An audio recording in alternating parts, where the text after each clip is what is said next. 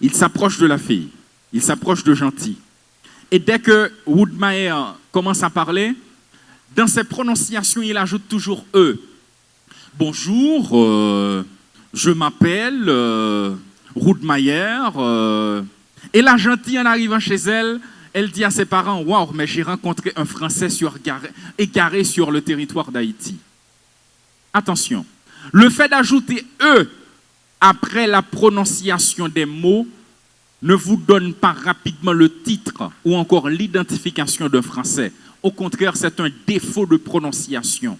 Vous êtes en train de déformer les mots. Quelqu'un qui dit « j'étudie la communication », vous n'étudiez pas la communication, vous étudiez la communication.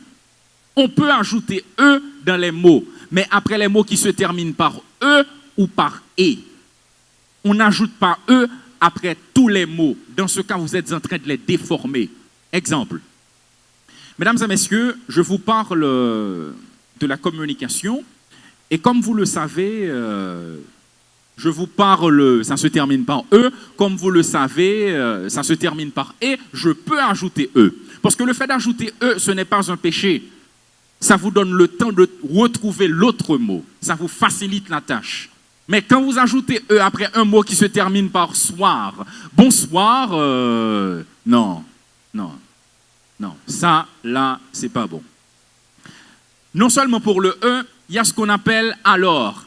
Bonsoir à toutes et à tous. Alors, mesdames et messieurs, le programme va commencer. Alors, cet après-midi, nous aurons avec nous Mitsu. Alors, dans quelques minutes, ce sera une ambiance totalement parfaite. Alors, vous entendez quoi de temps en temps? Oui, oui, oui, bien sûr. Est-ce que ce mot a un sens? Non, ça n'a pas de sens.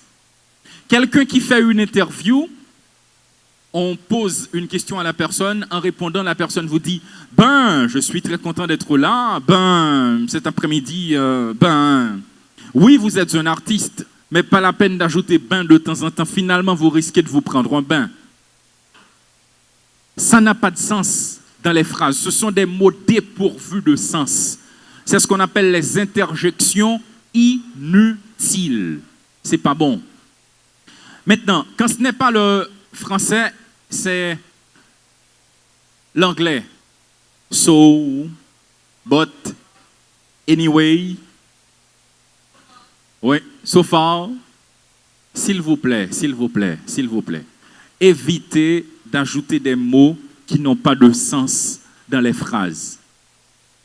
Quand ce n'est pas le français, l'anglais, c'est le créole. Je vais vous montrer. Gentil. Hier soir, pendant ma passe bolaka là, moi ti ma fille qui acheté frita. Par contre, vous comprenez ça m'abdoula. Me dit ti ma fille qui sort ou camper ou fait là. Ou quoi comprendre ça m'abdoula. Ti ma fille dit c'est frita là pas acheté. Par contre, vous comprenez ça m'abdoula. Vous entendez quoi de temps en temps? Par contre, vous comprenez ça mais ça n'a pas de sens. Et quand on est en public, on a toujours l'intention de commettre les mêmes erreurs.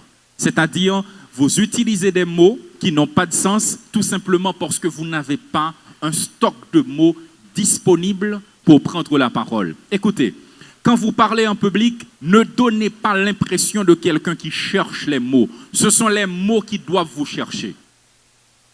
Comprenez-moi bien.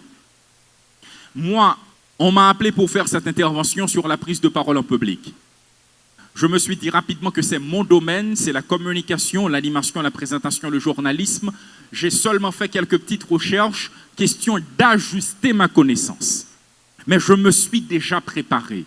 Donc quand je viens ici, je ne vais pas chercher les mots, regarder le plafond, regarder par terre, regarder tout le monde, regarder comme ça alors que vous êtes devant moi. Quand vous regardez le plafond publiquement, c'est une insulte pour les gens qui sont devant vous. C'est pas bon.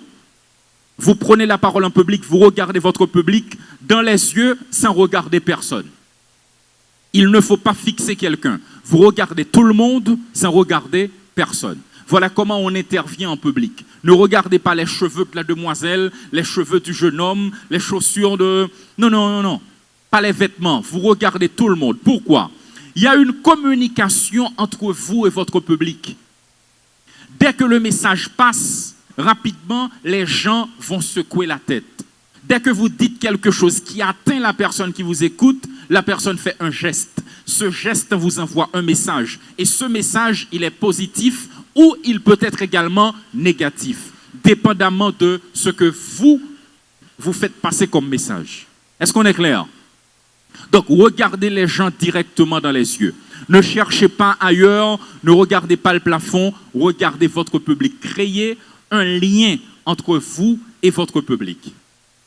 Dernier défaut, j'avais parlé de 4 défauts, je me rappelle maintenant d'un 5e, c'est le chuintement.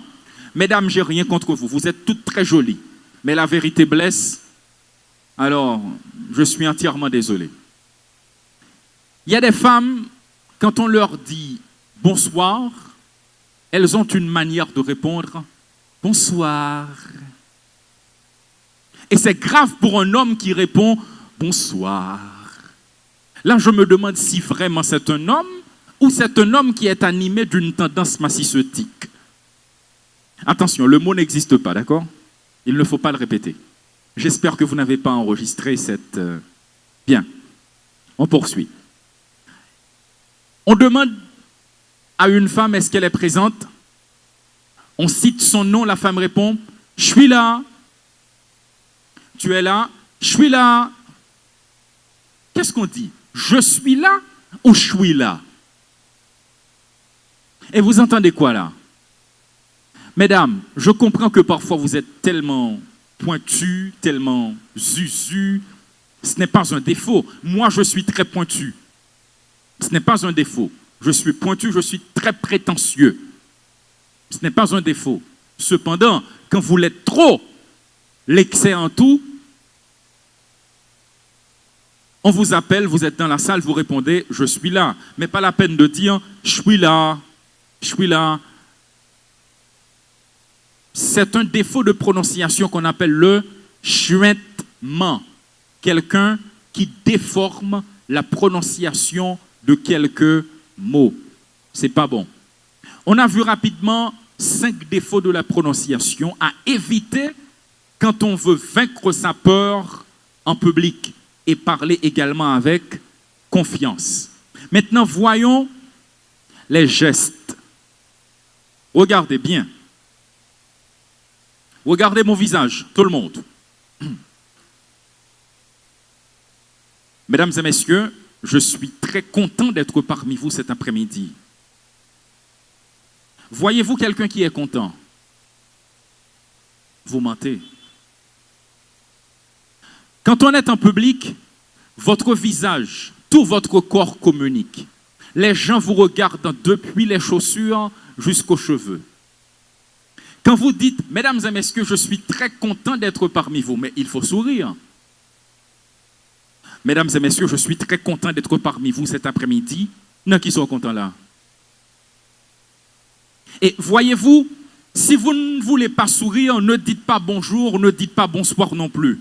Parce que quand on dit bonjour, c'est une salutation, c'est un souhait. Quand on dit bonsoir, une salutation, un souhait. Alors souriez. Si vous ne voulez pas sourire, commencez tout bonnement par dire, mesdames et messieurs, nous sommes réunis cet après-midi, pas de salutation, pas de sourire. Mais attention, toute prise de parole en public nécessite le sourire, sauf les funérailles. Si vous souriez, mais pas de sourire dans les funérailles. Vous vous imaginez, vous êtes présentateur des funérailles de quelqu'un, en commençant vous dites, l'Éternel a donné, l'Éternel a ôté. Ou ap souri nan, pendant que famille ou ap crié pour venir sourire dans funérailles mounio. Attention, ne souriez pas. Mais moi, quand je suis présentateur dans des funérailles, plus sérieux que moi, il n'en existe pas. Et s'il le faut, je peux pleurer. Même s'il n'y a aucun rapport avec les gens qui mourent. Parce qu'un animateur, c'est un acteur. Il prend la forme du vase. Il joue le théâtre, il interprète la scène du film. C'est ce qu'on appelle un animateur. Mais au moment des funérailles, je suis triste. Mais au-dedans de moi, je suis content. Si les gens ne sont mourir, je ne vais pas faire. Mais l'apparence doit donner quelqu'un qui partage la douleur, quelqu'un qui partage la peine, quelqu'un qui partage la tristesse. Est-ce qu'on a saisi, hein? Très bien.